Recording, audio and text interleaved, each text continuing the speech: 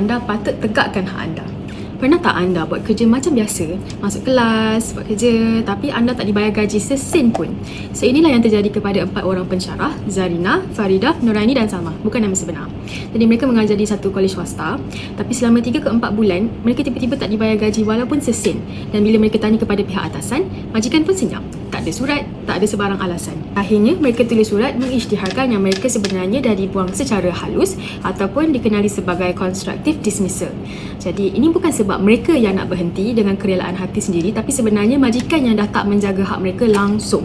Dan sedihnya, kolej tu langsung tak datang untuk membela diri di mahkamah.